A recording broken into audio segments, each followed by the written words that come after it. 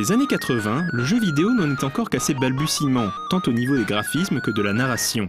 Un développeur va changer la donne en mettant une histoire immersive et des visuels spectaculaires au cœur de l'expérience du joueur. Ce développeur, c'est Cinemaware.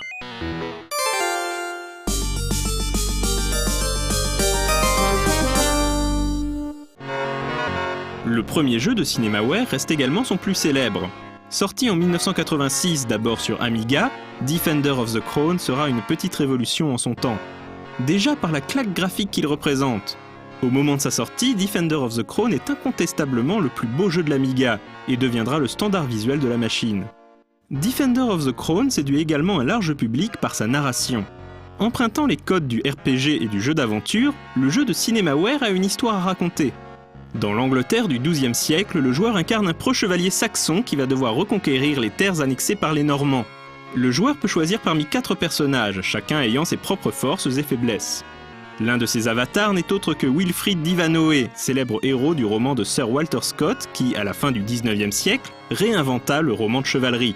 Defender of the Crown semble d'ailleurs beaucoup s'inspirer du roman Ivanhoe ainsi que de ses différentes adaptations cinématographiques. C'est ainsi que, comme dans le roman, le personnage de Robin des Bois fera quelques apparitions.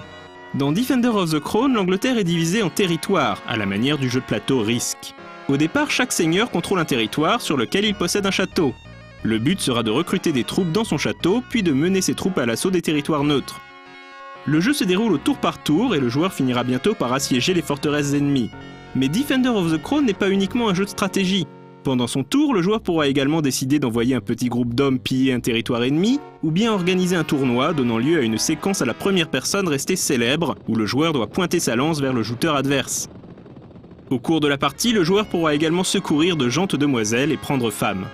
La grande force de Defender of the Crown était cette alternance constante de séquences au gameplay différent, donnant vraiment au joueur l'impression de participer à une grande fresque comme au cinéma.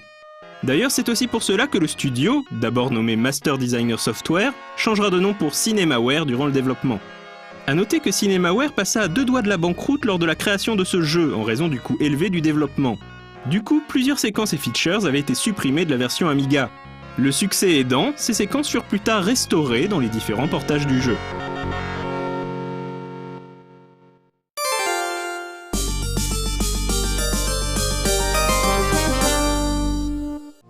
Tandis qu'une partie de l'équipe travaille sur Defender of the Crown, un autre concepteur, Doug Sharp, réalise de son côté un autre titre, The King of Chicago.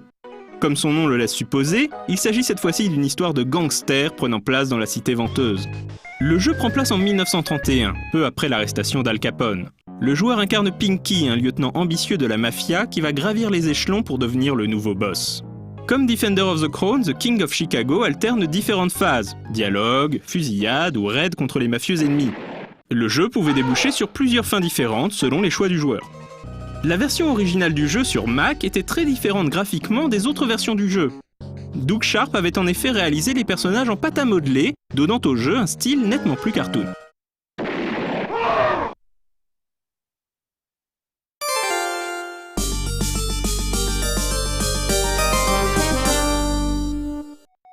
Cinemaware continue sur sa lancée et sort en 1987 Sinbad and the Throne of the Falcon, une aventure lourdement inspirée des films de Ray Harryhausen, comme Le 7e voyage de Sinbad ou Jason et les Argonautes. On y incarne Sinbad, marin et aventurier, qui se rend dans le royaume de Damaron. Son vieil ami le calife a été victime d'un sort et transformé en faucon. Sinbad doit trouver comment lever la malédiction et affronter le maléfique prince noir qui convoite Damaron. Comme dans les autres jeux du studio, Sinbad and the Throne of the Falcon mélange stratégie, aventure, action et romance. Pas aussi impressionnant que Defender of the Crown d'un point de vue graphique, Sinbad proposait quand même quelques jolies touches comme cet effet de loupe sur la carte du monde.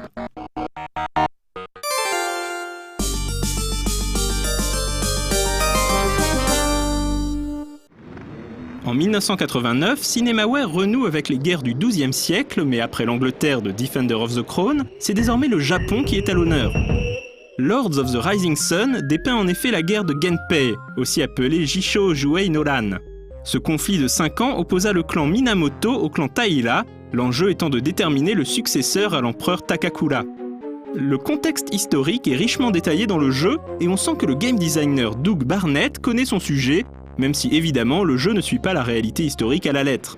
Dans Lords of the Rising Sun, le joueur va choisir d'incarner Minamoto no Yoritomo, ou son demi-frère Minamoto no Yoshitsune, et le but est d'écraser les clans ennemis et capturer leur cité. Le jeu met davantage l'accent sur la stratégie que les précédents jeux de Cinemaware, et les déplacements sur la carte du Japon s'effectuent en temps réel. Tout ne se réglera pas sur le champ de bataille, et il sera possible d'utiliser la diplomatie pour rallier les autres chefs de clan à sa cause. Il sera même possible de recruter un assassin pour aller régler son compte à un chef adverse. Mais attention, car si l'assassin se fait prendre, l'avatar du joueur déshonoré se fera seppuku. Et bien entendu, les chefs de clans ennemis peuvent également tenter d'assassiner le joueur, parfois dès le début de la partie.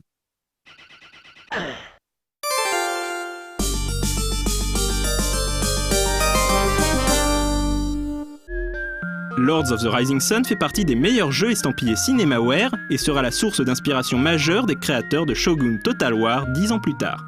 Dans un prochain Retro & Magic, nous reviendrons sur d'autres jeux de Cinemaware comme Rocket Ranger, It Came from the Desert et Wings.